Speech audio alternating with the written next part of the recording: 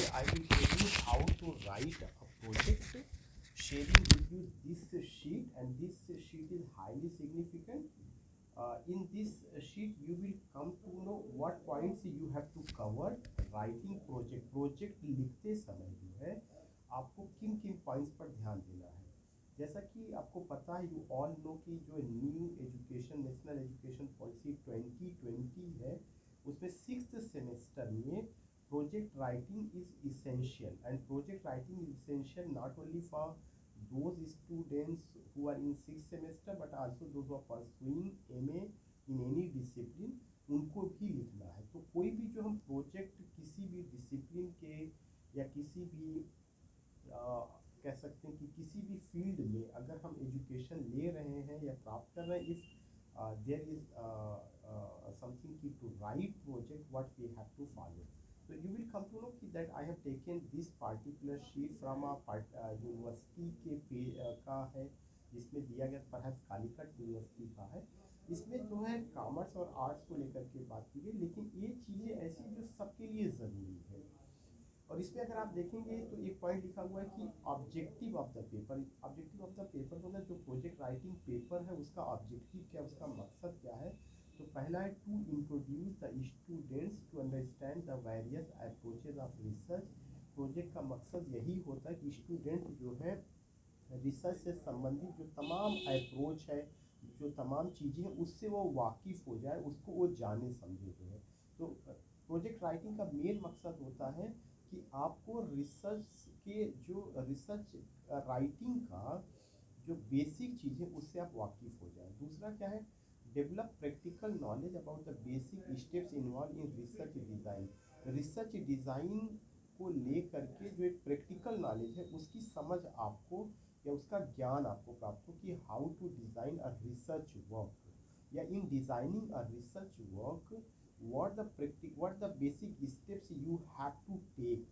ये दूसरा पॉइंट्स है। उसके टूल्स क्या हैं, टेक्निक्स क्या हैं, किस तरह से जो है उसके आर्ट क्या है, क्राफ्ट क्या है, ये सब चीज़ें जो है यू मस्ट नो। तो प्रोजेक्ट राइटिंग का जो मेन मकसद है वो ये है कि आने वाले समय में अगर आप पीएचडी करते हैं, रिसर्च पेपर लिखते हैं या रिसर्च पेपर की पब्लिशिंग या एकेडमिक राइटिंग से अगर आप जुड़ते हैं, तो उसका जो बेस है एनईपी में कहा गया है कि students must follow it from BA 3rd year 6th semester. तो उसका जो पर्पज़ है, 3 पर्पज़ उन्होंने लिखा हुआ है कि इस पेपर का चूँकि ये 100 मार्क्स का है, 25 इंटरनल होगा, 75 आपका जो है जैसे और पेपर के मार्क्स होते हैं उसी आधार पे 75 का मार्क्स होगा। वो प्रोजेक्ट बाकायदा जमा होगा, उसका इवैल्यूएशन किया जाएगा। तो जो प्रोजेक्ट आप लिखेंगे उसका लिखने का तरीका क्या है, शुरुआत कैसे की जाए, कौन कौन से डॉक्यूमेंट्स उसमें लगाए जाते हैं, उसके एलिमेंट्स क्या है। एलिमेंट्स का मतलब कि कौन कौन से मेन हेडिंग्स हैं या मेन उसके पॉइंट्स हैं जिस पर आपको ध्यान रखना है। तीसरा पॉइंट है इस पेपर का कि can get insight into the analysis and findings of research study. जो रिसर्च स्टडी हमारी है उस रिसर्च स्टडी का एक डीप नॉलेज हमें हो जाए, उसका हमें इंसाइट एक गहरी समझ हो जाए, हमें एनालिसिस करने का तरीका आ जाए। Research writing in the sense कि if you want to write any research paper, अगर आप कोई रिसर्च पेपर लिखने जा रहे हैं किसी टॉपिक को ले करके, तो उस टॉपिक में कोई ना कोई आपकी नज़र में कोई एक प्रॉब्लम होगा, उस प्रॉब्लम को आप इन्वेस्टिगेट करेंगे, उसके लिए साइंटिफिक मेथड आप एडॉप्ट करते हैं। तो उन सब चीज़ों की गहरी समझ, उसकी क्या टूल्स है, क्या टेक्निक्स है, क्या आर्ट है, क्या क्राफ्ट है, रिसर्च प्रपोजल कैसे डिज़ाइन किया जाए, उसके क्या स्टेप्स होते हैं, उसके क्या हेड्स होते हैं, उसको लेकर के इस में बात की गई है। तो जब भी कोई रिसर्च प्रोजेक्ट अगर आप तैयार करते हैं तो सबसे पहला चीज़ कि आपका जो पहला पेज होगा वो कवर पेज होगा। कवर पेज का मतलब ये है कि उस पर बाकायदा लिखा रहता है कि आपका कॉलेज का नाम, कॉलेज का लोगो, देन यू विल फाइंड कि आपका टॉपिक लिखा रहता है कि हमारा रिसर्च का टॉपिक ये है, हमारे रिसर्च सुपरवाइज़र ये है, और आपका नाम का मतलब आप जो है रिसर्चर होंगे, जिसमें आपका रोल नंबर, ये सब चीज़ें उस पर लिखी होंगी। तो ये कवर पेज होगा। फिर उसके बाद एक उसका सर्टिफिकेट होता है, वो सर्टिफिकेट आपको डिज़ाइन करना होता है कि सर्टिफिकेट, उसको मैं आगे बताऊंगा। इसी शीट के बाद एक सर्टिफिकेट होगा। एक डिक्लेरेशन लेटर होता है, और वो डिक्लेरेशन लेटर में ये होता है कि ये मेरा ओरिजिनल वर्क है, कहीं से मैंने कॉपी पेस्ट नहीं किया है, it's my authentic and original work, इसका डिक्लेरेशन आपको देना पड़ता है। फिर एक पेपर आपको होता है उसमें लगाया था एक्नॉलेजमेंट। एक्नॉलेजमेंट में आप ये करते हैं कि इस काम को करने में किन लोगों ने मेरी हेल्प की है, वो एक्नॉलेजमेंट होता है। पांचवा जो पॉइंट है वो बहुत इंपॉर्टेंट है, यहाँ से आपका स्टेप्स ऑफ रिसर्च शुरू हो रहा है कि when you are going to write a research project तो उसके क्या क्या स्टेप्स हैं वो आपको जानना ज़रूरी है। एक उसका जो स्टेप सबसे पहला होता है इंट्रोडक्शन, आपको लिखना पड़ता है। इंट्रोडक्शन जिसको हम प्रस्तावना कहते हैं, उस प्रस्तावना में या उसमें एक भूमिका बनाई जाती है कि हमारे रिसर्च प्रोजेक्ट का मकसद क्या है, हम इस पे किन पहलुओं को, किन मुद्दों को लेकर के बात करना चाहते हैं, what the points I have taken to for my research work, कौन सा रिसर्च प्रॉब्लम है और हम उस रिसर्च प्रॉब्लम को सॉल्व करने के लिए क्या टूल्स अडॉप्ट कर रहे हैं, क्या टेक्निक्स अडॉप्ट कर रहे हैं, इसका एम्स क्या है, ऑब्जेक्टिव क्या है, इन सब चीज़ों को लेकर के हम उसमें बात करते हैं। तो इंट्रोडक्शन बहुत अच्छा होना चाहिए और कम से कम इंट्रोडक्शन एक ऐसा होना चाहिए जिसमें हम 500 वर्ड्स में अपनी बातों को पूरा रखें। दूसरा जो रिसर्च का चैप्टर होता है review of literature. Review of literature का मतलब ये होता है कि जो प्रॉब्लम आपने, जो टॉपिक रिसर्च का आपने लिया हुआ है उस पर बहुत सारे लोगों ने पहले से भी कुछ ना कुछ काम किया है। तो जो उन्होंने काम किया है, चाहे वो थीसिस के रूप में, पीएचडी के रूप में उनका काम हो, रिसर्च पेपर के रूप में काम हो, एडिटेड बुक्स के रूप में उनका काम हो, किसी भी रूप में जो काम हुआ है उसका उस लिटरेचर का, उस मटेरियल का आपने क्या रिव्यू किया, कितना आपने पढ़ा है। आपको ये पता होना चाहिए कि जिस पर आप काम करने जा रहे हैं इससे पहले इस पर किन किन लोगों ने काम किया है।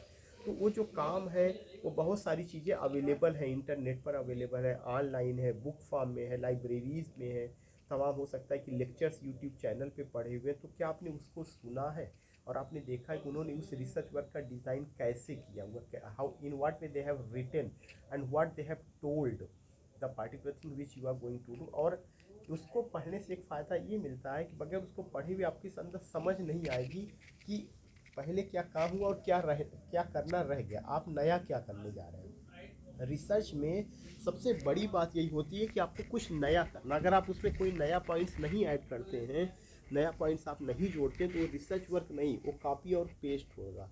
किसी दूसरे का मैटर आपने कॉपी कर लिया, उसको अपने पास आपने अपना करके दिखा दिया, तो वो जो है क्या होता है, डिस्क्रिपेंसी है, वो जो है कॉपी और पेस्ट है, वो प्लाजियरिज्म का हिस्सा है। उसके लिए तमाम तरह के जो है रूल्स और नॉर्म्स, यूजीसी रेगुलेशन 2018 उसके बाद भी तमाम बनाए गए हैं कि अगर प्लाजियरिज्म यहाँ तक आता है तो उसके लिए तमाम पनिशमेंट डिसाइड किए गए। तो हमें पनिशमेंट से बचने के लिए, प्लाजियरिज्म से बचने के लिए, कॉपी पेस्ट से बचने के लिए, किसी दूसरे वर्क को हम अपना ना बनाएं, इससे बचने के लिए हमें ज़रूरी है कि जिस टॉपिक को हमने अपने प्रोजेक्ट के लिए लिया हुआ है उसकी हमें गहन या गहरी समझ हो। उस गहरी समझ के लिए ये ज़रूरी है कि हम रिव्यू ऑफ लिटरेचर के स्टेप को सीरियसली लें।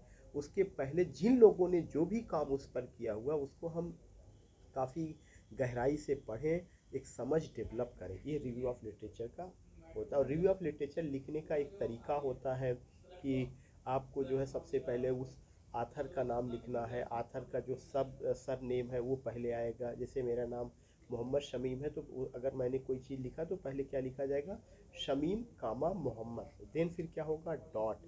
फिर उसके बाद आपका क्या होगा, उसका वर्क किस साल पब्लिश हुआ। अगर उसका वर्क जैसे 2024 में पब्लिश हुआ तो ब्रैकेट में 2024 लिखा जाएगा। फिर उसके बाद उसके वर्क में अगर किताब की शक्ल में तो किताब का चैप्टर का नाम लिखा जाएगा डबल इन्वर्टेड कामा में, फुल स्टॉप। फिर किताब का नाम इटैलिक में लिखा जाएगा। फिर वो किताब जो है कहाँ से पब्लिश कहाँ से हुई है। अगर जो है जैसे कानपुर से पब्लिश हुई है तो फिर कानपुर। फिर उसके बाद जो पब्लिशर का क्या नाम है वहाँ पे। फिर ऑल दीज थिंग्स, मतलब उसका चीज़ें रहता है। ये उसका रिव्यू ऑफ लिटरेचर में ये चीज़ें रेफरेंसेस के रूप में जब आप देते हैं, ये रेफरेंसेस का भी हिस्सा है। लेकिन रिव्यू ऑफ लिटरेचर जब भी आप शुरू करेंगे तो you have to write the name of the author, इधर नेम ऑफ द बुक और chapter which you have read, उसको डबल इन्वर्ट कामा में। और फिर आपको ये बताना रहता है कि इस चैप्टर में राइटर ने ये चीज़ किया हुआ, इस प्रॉब्लम से रिलेटेड ये फाइंडिंग्स उसकी रही है। तो कम से कम जो आपको रिव्यू ऑफ लिटरेचर करना है वो रिसेंटली, मतलब डेटा आपको लेना है 2024 से लेकर के 10 साल तक के डेटा को कवर करना, 2024 से 2014 तक का मिनिमम। अगर आप उसके आगे कवर कर सकते हैं तो बहुत अच्छा है, चीज़ें होती हैं। तो ये रिव्यू ऑफ लिटरेचर का तरीका होता है। दूसरा है कि कोई भी जब आप काम करेंगे तो उसका एक मेथोडोलॉजी होता है। हमेशा रिसर्च में मेथोडोलॉजी को दो हिस्सों में बांटा गया है। एक हिस्सा कहा जाता है क्वालिटेटिव और एक होता है क्वांटिटेटिव। जो क्वालिटेटिव रिसर्च मेथोडोलॉजी होती है ये हमेशा जो है लिटरेचर या लिटरेचर से जुड़ी हुई चीज़ों में अप्लाई किया जाता है। क्वालिटेटिव मेथड में ये होता है कि उसमें वो थॉट ओरिएंटेड होता है, उसमें आइडियाज़ इंपॉर्टेंस होता है, उसमें क्रिटिकल एनालिसिस होता है, उसमें डेटा की बात नहीं होती है। और जो आपका क्वांटिटेटिव होता है वो सोशल साइंस से जुड़े हुए सब्जेक्ट, मैथमेटिक्स से, साइंस से, उनसे जुड़ा हुआ होता है, उसमें डेटा कलेक्शन की बात होती है। तो जो लोग साहित्य से जुड़े हुए हैं उन्हें जो है अगर अपना काम कर रहे हैं तो उन्हें क्वालिटेटिव मेथोडोलॉजी को एडॉप्ट करना पड़ेगा। क्वालिटेटिव मेथोडोलॉजी यूँ होती है जो आइडियाज़ बेस्ड होता है, जो क्रिटिकल एनालिसिस पर आधारित होता है, जो थॉट ओरिएंटेड होता है। कि अगर आपने किसी मुद्दे को लिया, जैसे अगर मैं ये बताऊं कि 7 स्टेप्स अराउंड द फायर एक प्ले है जो महेश दत्तानी ने लिखा हुआ है। अगर आपने उसमें जो है ये बताया कि ट्रांसजेंडर का इशूज़ क्या है इंडिया में, तो आपको उसमें दिखाना पड़ेगा कि वो पार्टिकुलर चीज़ कैसे जो है महेश दत्तानी ने अपने ड्रामा में बताया हुआ, उस पार्टिकुलर चीज़ को आपको लेकर के चलना पड़ेगा। तो उसमें डेटा कलेक्शन नहीं है, उसमें जो भी चीज़ें सब के सब थॉट ओरिएंटेड है, व्यूज़ है, परसेप्शन है, क्रिटिकल एनालिसिस है, टेक्सचुअल मेथड उसमें अडॉप्ट किया जाता है। All these things become in. तो दूसरा मेथोडोलॉजी जो साइंस से, सोशल साइंस से जुड़ा हुआ है उसको क्या कहा जाता है, उसको क्वांटिटेटिव कहा जाता है, जो डेटा बेस पर आता है। इन दोनों को मिला करके मिक्स्ड मेथड कहा जाता है। कुछ ऐसे वर्क होते हैं जिसमें क्वालिटेटिव और क्वांटिटेटिव दोनों मेथड को अडॉप्ट किया जाता है। नेक्स्ट चैप्टर है रिजल्ट एंड डिस्कशन। आप उसमें ये चीज़ दिखाएंगे कि जो रिजल्ट एंड डिस्कशन है that is highly significant, that is very important. Result और डिस्कशन क्यों इंपॉर्टेंट है? इसलिए इंपॉर्टेंट है कि जब आप कोई वर्क करते हैं तो उस वर्क में कुछ फाइंडिंग्स होता है। आप लास्ट में ये आते हैं कि इस रिसर्च वर्क का रिजल्ट ये निकल रहा है। मेरी इस वर्क को जब मैंने किया तो ये फाइंडिंग्स रही है, ये उसका रिजल्ट था, या मैंने इस पर काम करते समय ये नई चीज़ इसमें जोड़ा है, ये इसका निष्कर्ष है। तो जो रिज़ल्ट है, जो फाइंडिंग्स है वो बहुत इंपॉर्टेंट होता है। उसको आपको डिटेल में डिस्कस करना होता है कि ये नई चीज़ मैंने इसमें पाई है और इस तरह का इशूज़ है और इस तरह की चीज़ें हैं जिसका फाइंडिंग्स ये रहा है। फिर जो फाइंडिंग्स है उस फाइंडिंग्स को आपको लास्ट में जो पॉइंट होगा वो सजेशन का होता है कि जो प्रॉब्लम हमने देखा या जो प्रॉब्लम हमने पाया, इस चीज़ का सजेशन आप क्या दे रहे हैं, सजेस्ट क्या कर रहे हैं कि कैसे इस प्रॉब्लम को दूर किया जाए।